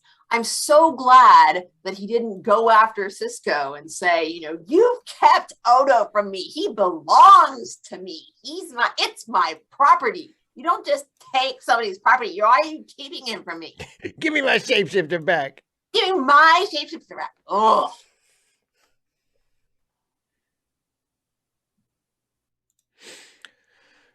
So, does your Yeah, enmity? exactly. Black Cover 95. What exactly would you like about that, Odo? What is why?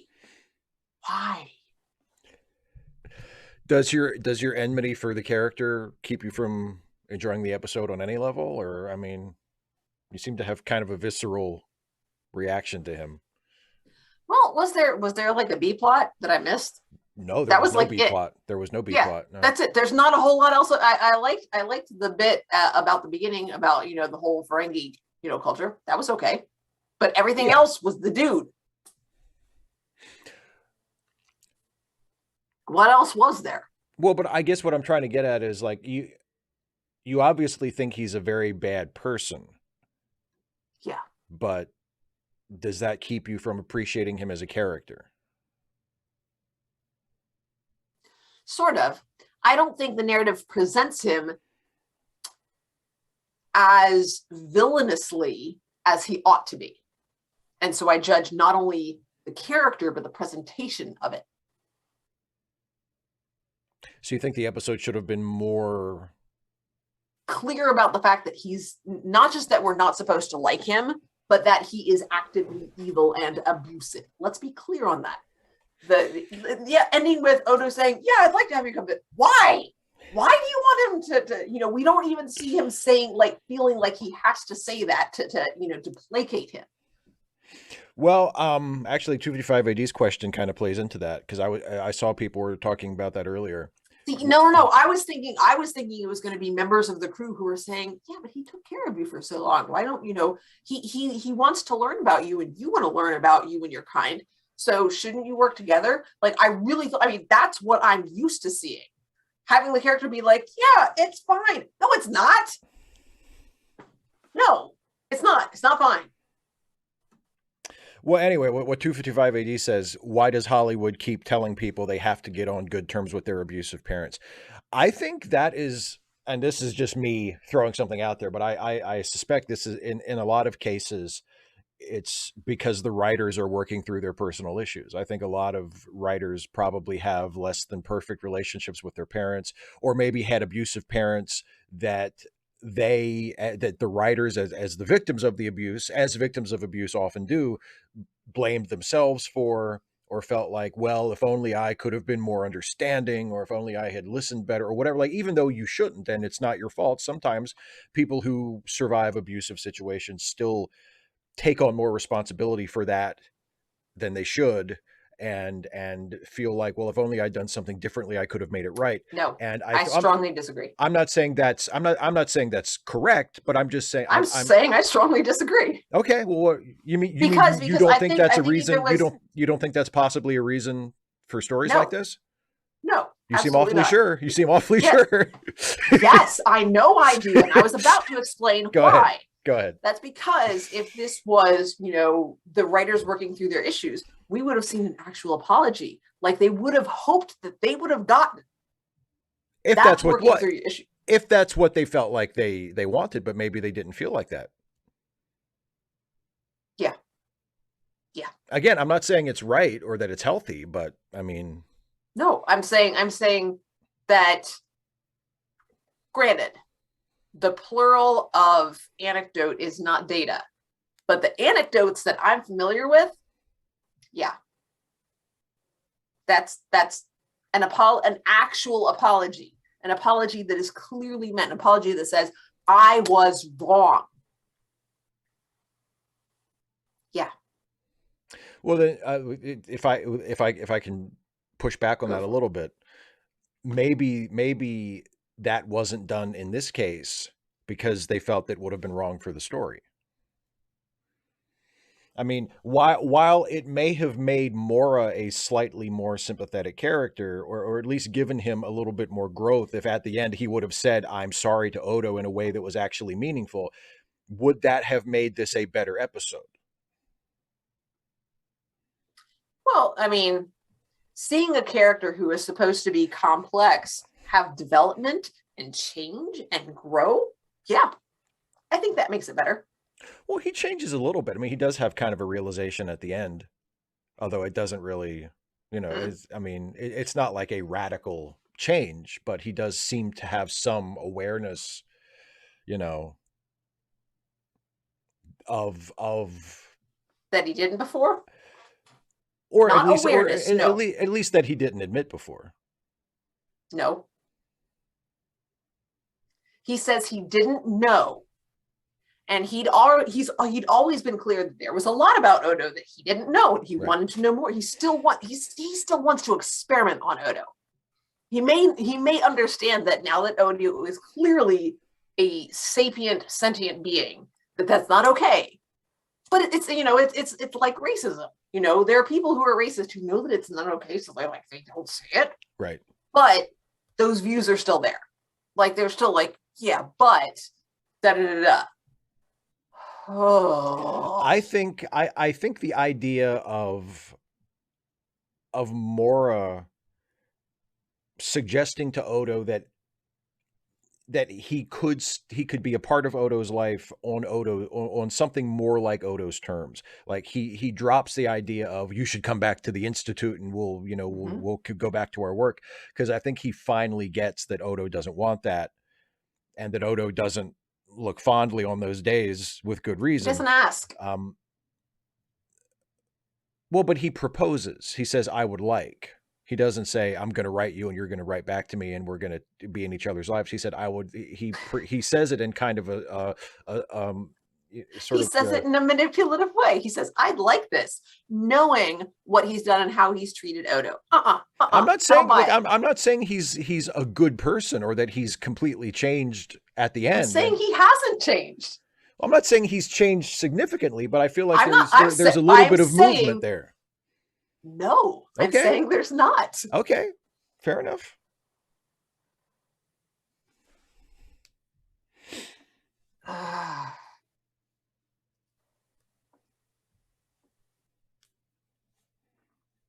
Yeah.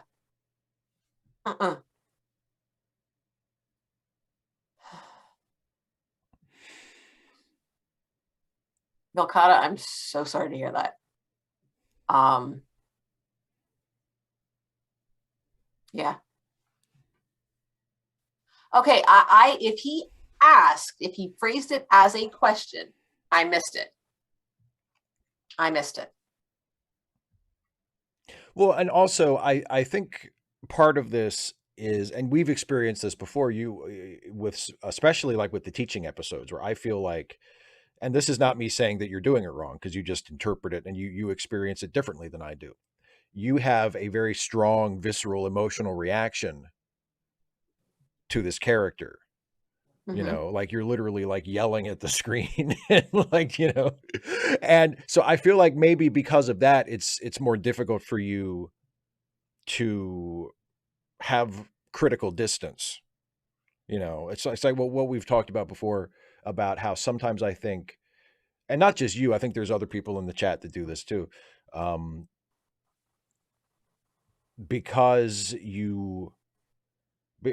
the character behaves in a way that is that if they were a real person would make them a bad person, or at least a person who makes very poor choices, that you react to it as though it's like a bad episode. Well, again, the issue that I have with the episode is that it does not, like, it frames it as we're supposed to be that he is a flawed character and not a villain. No, no. Given the nature of his actions, they're villainous, and I think it is problematic, let's say, to use some modern jingo, to frame it in that way. Now, granted, this is what, from the 90s, so I can acknowledge that. I realize what they were trying to do. I think it's poorly executed, and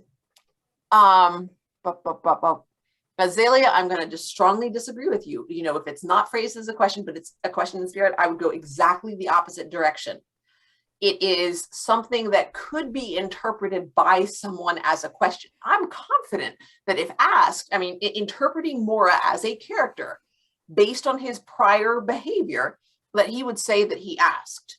No, he didn't. He said something, it was a leading statement that could be interpreted as a question, and he was not directly refused by his victim. But this is an example of exactly what I'm talking about. That critique you just gave right now. Mm-hmm. Was that a critique of Mora as a person, or of the writing of the episode? As the development of his character. If we're going to say that he is a consistent character, then this is what his actions mean. If we're going to continue interpreting his character in the same way throughout the episode based on the way that his character acts, if it's not just he's acting according to the dictates of the plot.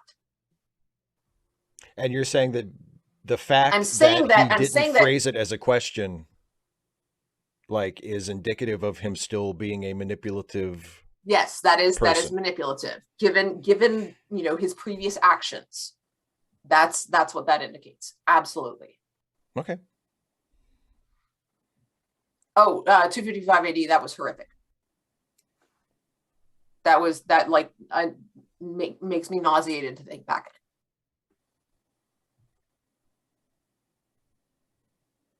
Well, Azalea, I think obviously Dana and I don't see this exactly the same way. I definitely don't think he's one dimensional. I actually think more is. I will say I don't think he's one dimensional. A couple of people said that he needs therapy. I think he would disagree, but yeah, he needs therapy. God, therapy and possibly medication. Do you agree with what Vocata is saying here? That the issue is that Mora didn't redeem himself, but the episode implies we should feel like he has?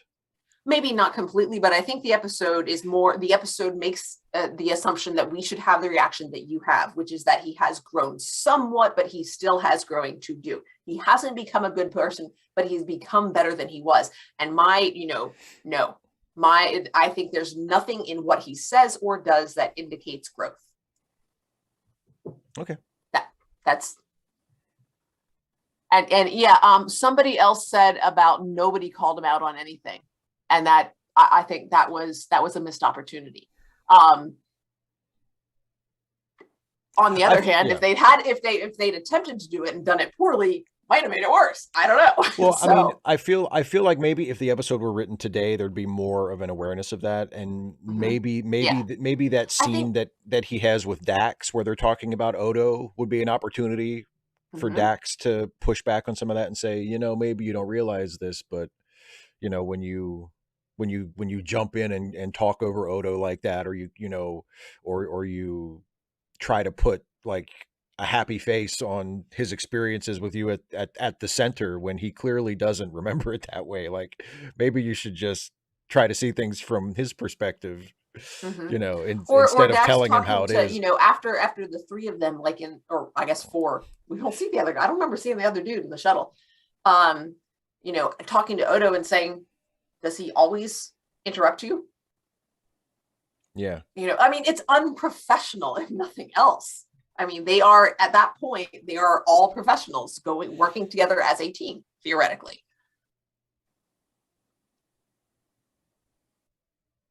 Okay, so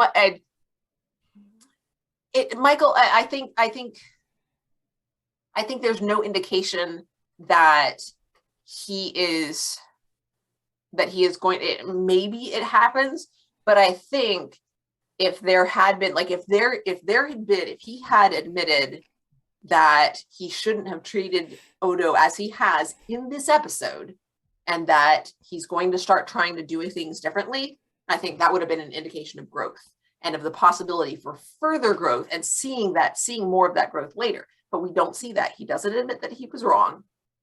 And it's just, I don't see anything that indicates the possibility of growth. And David C. Drake, no, that was another problem that I have. It's gross that Odo said that I'd like that, but I also don't think that he was, I'm guessing that he was directed in a way. It looks like he's actually feeling like, yeah, that would be nice. Yeah, I don't think he's playing it like he feels the opposite. Yeah. Yeah, I would have felt better I would have felt better about the narrative structure if we could have seen that he was saying, that he was putting on a happy face to placate his abuser. To try to get rid of him. Yeah. Mm-hmm, yeah. Mm-hmm. Well, and to not piss him off and have him yell at him again. Yeah.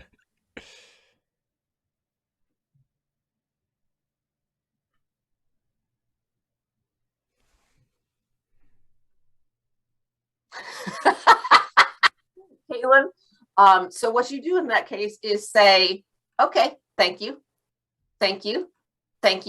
You take the box of all the booze that you want and you say, bye. And then you go and you put it in your car. You leave. Thanks for the booze, sucker. Gifts don't have strings attached. So just take it as a gift and then go. It's my booze now. Thank you very much. And I mean, I've done that, not a lot, but I've done that a couple of times. I've said, thank you. And then you just, no, you don't have to, because you didn't you didn't agree to enter into some kind of transaction. No, it's not transactional. If they give you something and you don't want to give anything back, I mean, you didn't ask for it, so thanks. Yeah. Yeah. So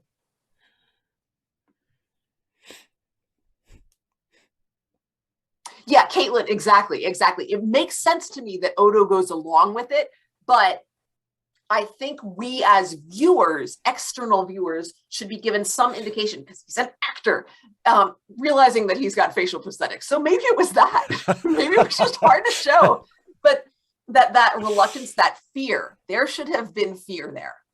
There would have been fear there. And yes, not having been through any of this myself, and I'm very grateful for that, but having people that I'm very close to in my life and seeing how they react in some of these things.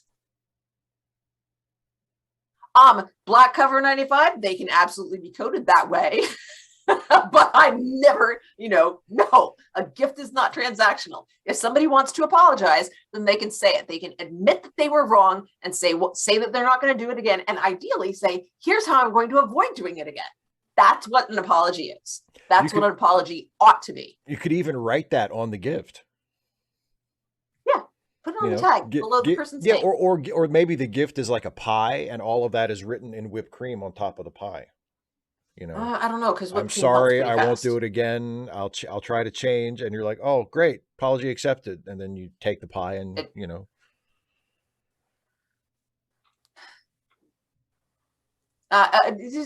also needs to include, I'm sorry, what I did was wrong. I won't do it again. And here's how I'll avoid it. Okay, so we're gonna need like a piping bag. So I was thinking more like just a can of whipped so cream. It could be. Well, yeah. I'm thinking glaze would be better. A glaze, yeah, a nice glaze, like, yeah. Like if it's a raspberry pie, like a chocolate ganache, that would be perfect. Oh my God, yes. Oh. Because the whipped topping would melt fairly fast. Yeah, so you would, and there's a lot of reading. Really quick, I mean, it's going to be. It sounds like it's a very involved apology. So, yeah. I'll need some time alone with the pie. In fact, even if I didn't have a beef with them, I would be like, okay, since this is an apology, I don't have to share, right? Bye. A sheet cake, Radical Bacon says. Well, I'd be willing to share a sheet cake. of That's not a real of a apology. particular size. Yeah. That's not a real apology. Real Wait, apologies take pie. Gosh darn it. Winged Worm says they tried for a complex relationship with a caring though abusive parent who begins to repent. I think. Yes. Well, I think part of it is. I wouldn't say it exactly like that, but I think I have the same idea, which is that they wanted some kind of movement in the Odo Mora relationship, but the episode wasn't actually about that. That's a big part of it. And obviously, Odo's tension with Mora is present throughout the episode, Mhm. and it plays into Odo's sort of, transformation at the end. But Yeah. the episode is not devoted to exploring the complexities of Odo's relationship with Mora. So that bit at the end feels like it's trying to do a lot of heavy lifting in a very, very short period of time. Where, like, Odo's in the force field going nuts. Mora's looking up at him and having this sort of moment of clarity. And then, like, the very next scene is they're having their goodbye in sickbay, and that's it. So that's like a couple of minutes of the episode, and it's difficult to accomplish what maybe they were trying to accomplish when it's just all sort of thrown in at the end, and the episode wasn't actually about that. So I think that's part of the problem with it as well. Yeah. CLO 636. Non-contact is the way to go. So the way to go. But you can't live somebody else's life for them, and it's really hard sometimes. Vilcata, are you sure about that? Because it sounds like it would be an ice cream cake. Ugh.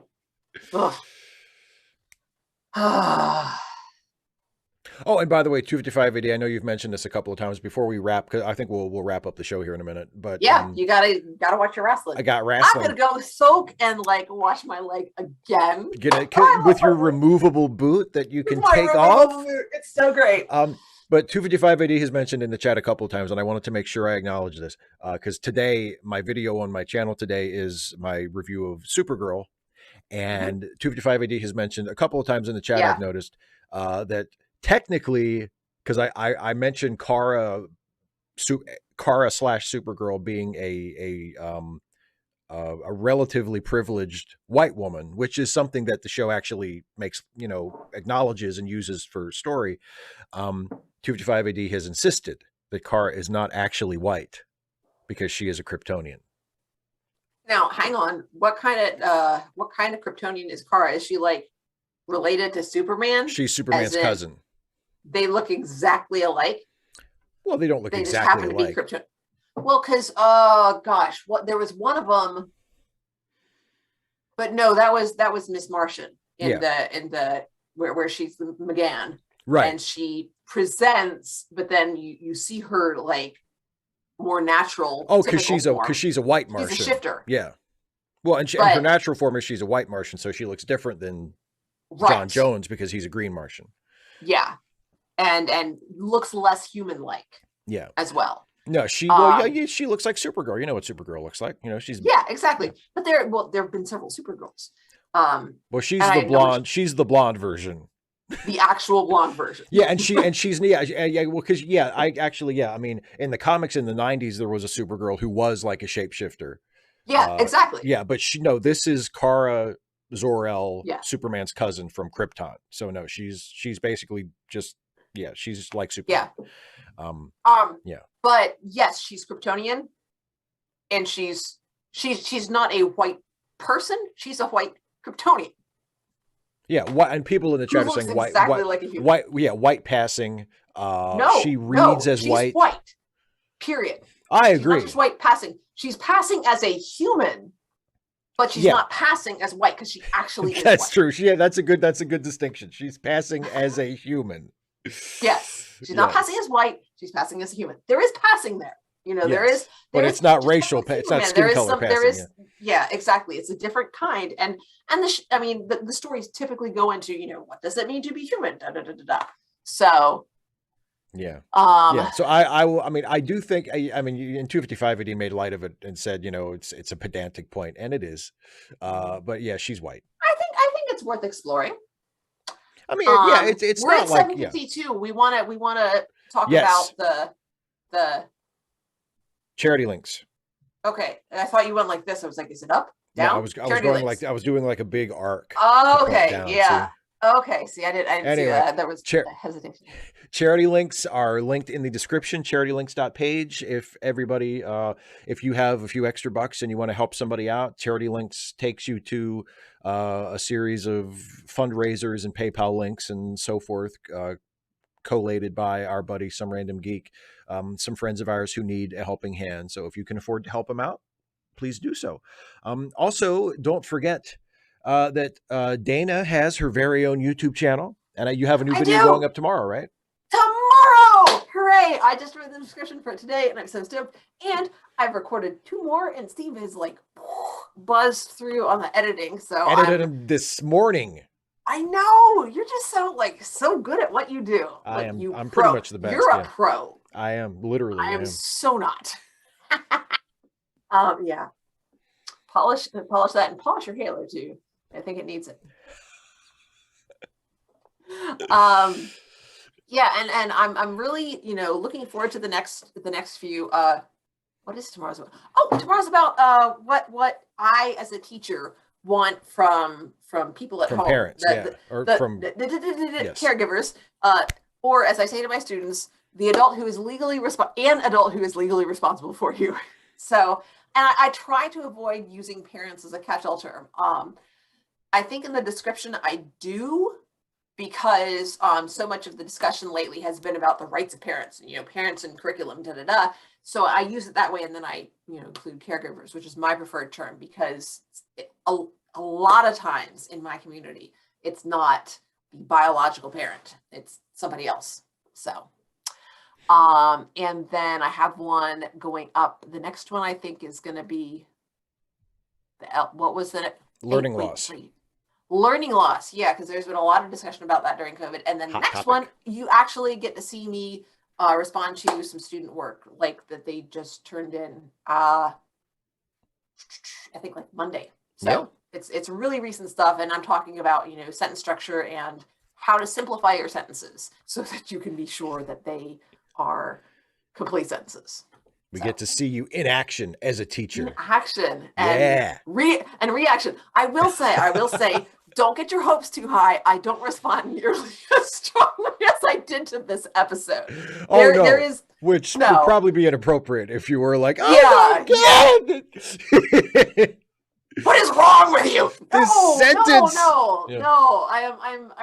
I'm deliberately very gentle. Although the one that I call out in the episode, I actually talked to that student today as they were going to lunch. I'm like, by the way, I appreciate what you did to make all those corrections, and I just want to note that I noticed that you missed one. Because that student, as they were going out, like they made a dig at one of their friends, saying, yeah, make sure you use complete sentences. I'm like, hey, I appreciate that you tried to make corrections, but you missed one. So all right, we all chuckled, so hopefully it was taken in good nature. Hopefully it was taken in the spirit it was given. So we will be back on Friday for the next read away, the next 3 chapters of I was going to pick up the book, but I'm reading it. Yeah, me too. I'm reading an online version of, or a digital version of it too. But anyway, so that'll be this Friday. And then we'll be back next week, a week from tonight, to watch the next episode of Hilda, which will be chapter 9, The Ghost. Ooh. Dun, dun, dun. Sounds promising. So hopefully you'll join us for that. Hopefully you all enjoyed watching Deep Space Nine with us. And that's it. Thanks for watching, everybody. And I will say, this seemed to have pushed people's buttons, not just mine. Yes. So if you want to send me a comment and ask that I not publish it on YouTube, or send me a Facebook message, or at me on Twitter, feel free. I don't have personal experience, but I do have, like I said, I've had people I've close to. I'm always glad to listen. I can offer what support I can. So there you go. Yeah. I got your back. Awesome. All right, everybody. Thanks for watching.